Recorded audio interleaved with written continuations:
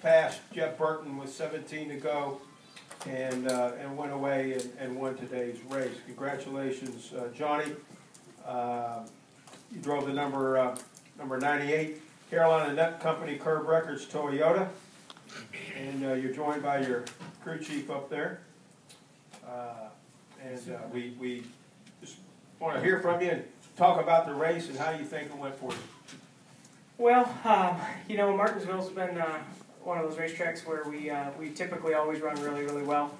We've won here in the past, so I always have high expectations coming into this place, and yesterday was no different, and our truck just happened to be really, really fast off the truck. So, you know, the guys and Joe did a really good job preparing this thing. So, you know, we knew today was going to be about tire management just from the tire wear that we saw yesterday.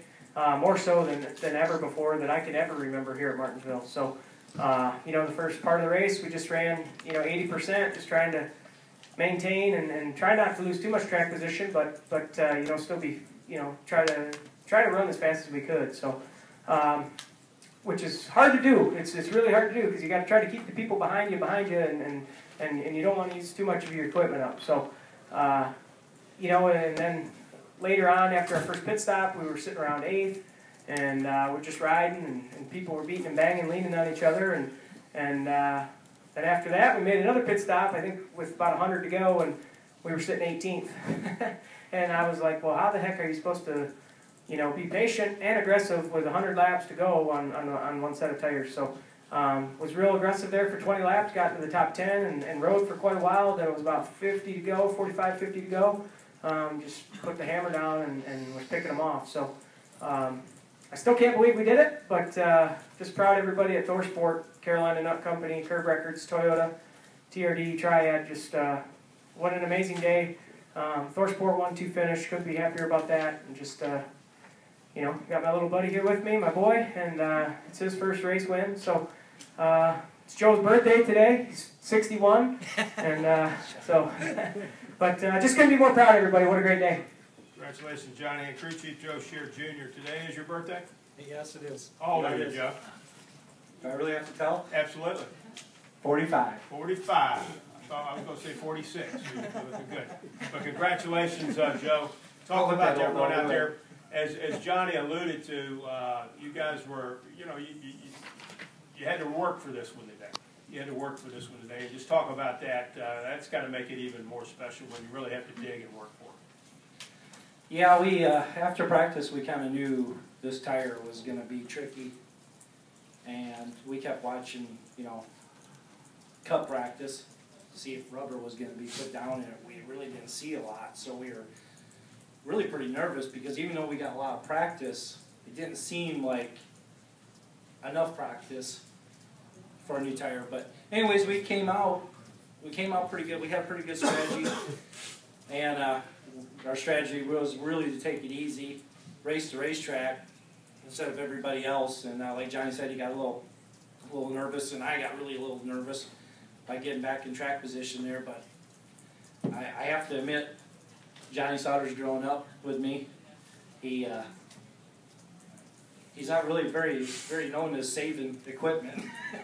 And he saved a lot more today than I gave him credit for. I really didn't think our truck was that fast. I mean, I thought it was good, but I didn't think it was as fast as it was at the end. And then we had some pretty good lap times there at the end. I was pretty impressed. Excellent, excellent. Okay, let's have questions now for Johnny or Joe. Start over here with Al, and we'll go to my man Lynchburg, and then to Kenny, and I think we have something up in the press box. But Al, right behind you, go ahead. Yeah, Johnny Al Pearson, Auto Week. Jeff said that he realized too late that he had run his stuff too hard. Being behind him a great deal, did you notice that he was losing whatever he wanted? And I mean, did you think it was only a matter of time before you get by him? You know, it's really hard to pay attention to who's doing what. I definitely could see when I got to second that he was loose off the corner and was really trying to drive aggressively.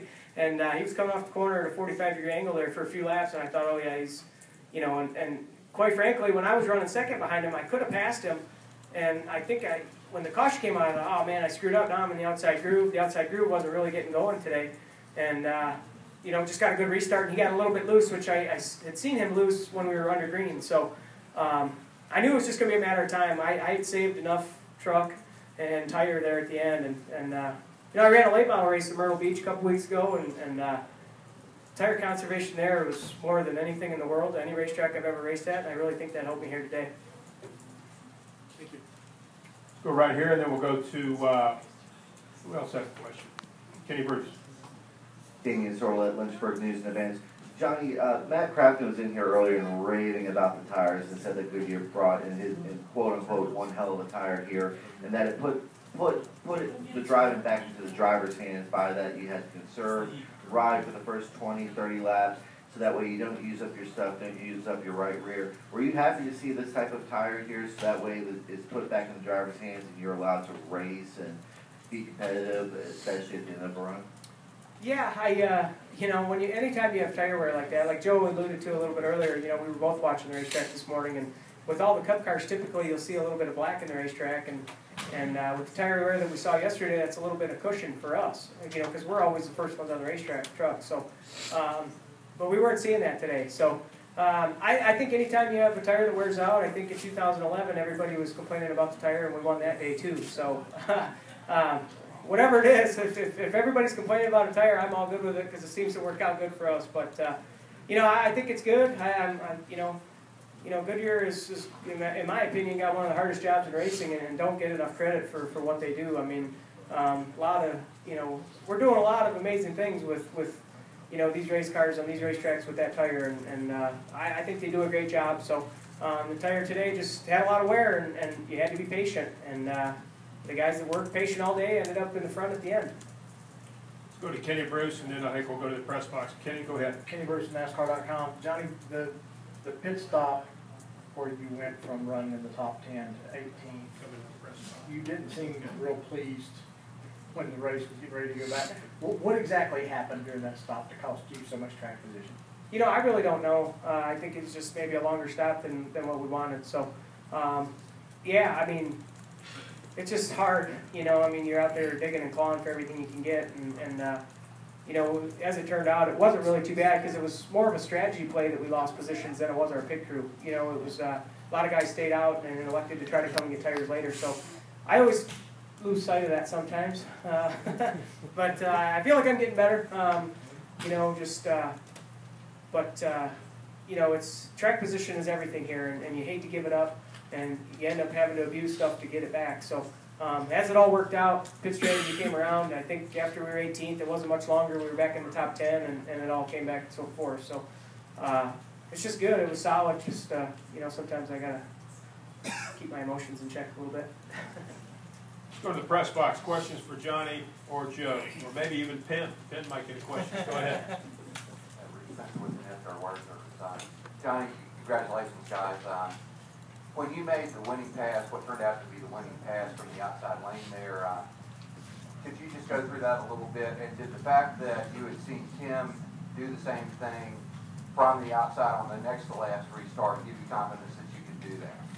Well, early in the race, the outside groove was not very good at all. And throughout the course of the race, we were inside, outside on a lot of restarts. And I had a lot more confidence going into the last restart, being on the outside. Just from what I had felt earlier in the race. But, I feel like I just timed the restart just perfect. I feel like, I was behind him a little bit as we were going down the straightaway, and I think he felt like he was safe. And I just drove in an extra little bit deeper, and he got loose. So I didn't actually see Timothy do that on the restart prior to that. Joe had told me that on the radio when we were getting ready to go and wanted to go. So, you never know what can happen. You think the bottom's the way to go here, and you get hung up on a restart, and then you lose 3 spots, or you get on the outside groove. So it's really a crapshoot, and I think that's what makes the double file restart so exciting. I know for a fact that the 4 got loose and got into us a little bit, and when we were clear, I thought we were in pretty good shape, and we were. Let's go to the press box. Questions? Any more questions? Anybody else in the press box? That's all from the press box. Okay, we'll come back downstairs. Jared has one. Yeah, Jared trying to run out of times. Johnny, do you almost feel like Lady Luck is kind of trying to make up for all that went wrong last year, based on the first 2 races of this year? Well, I don't know. You know, we had a lot of mechanical failures last year, or whatever, bad luck you want to call it.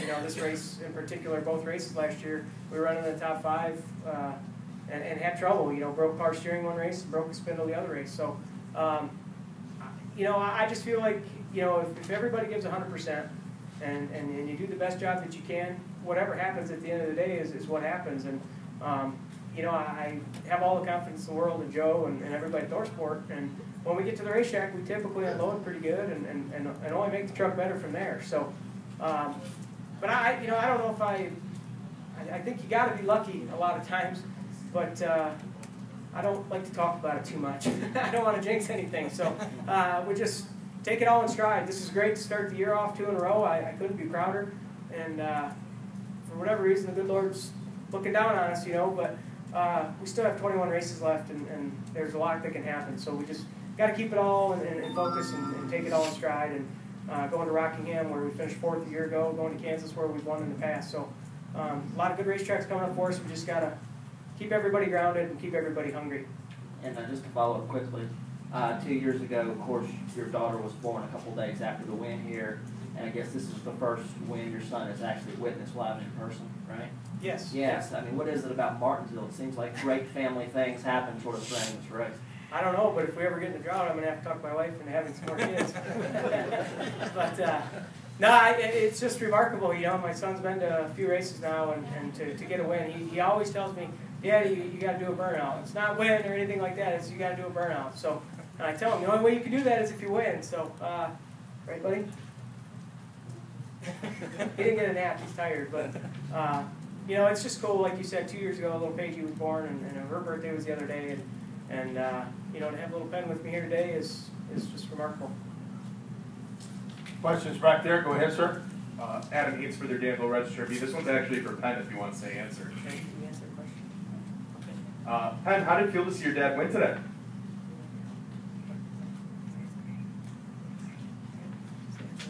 It's great.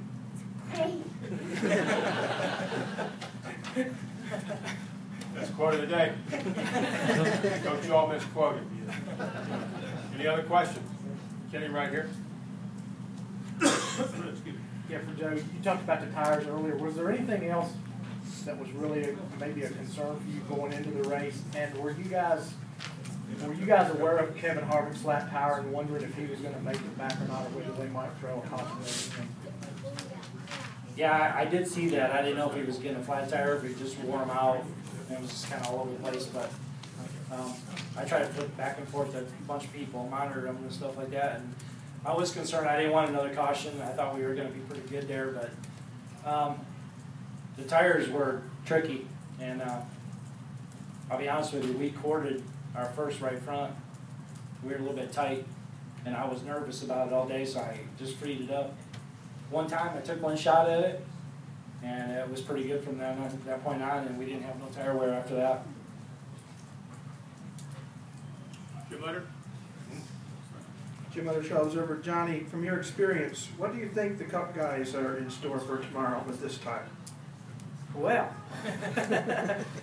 you know, I don't know. I actually spent some time over in the Cup garage today while they were practicing, just looking at tires and talking to different tire guys and stuff. And you know, they felt like, you know, depending on what their cars were doing, if they were tight, they were grinding the right front off. If they were loose, they were burning the right rear off. So, you know, I think those guys are obviously smart enough to know what they got. But I would suspect that at some point the racetrack will take some rubber. So I do believe tire wear will probably get better. I think our race today had to have helped, and I think it will help a lot.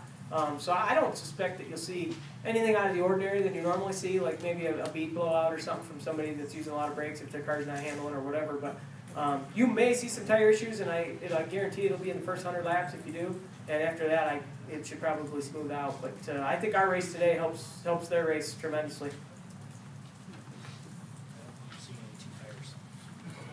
Yeah, you won't see any two-tire stops tomorrow. Anything else? Well, guys, congratulations.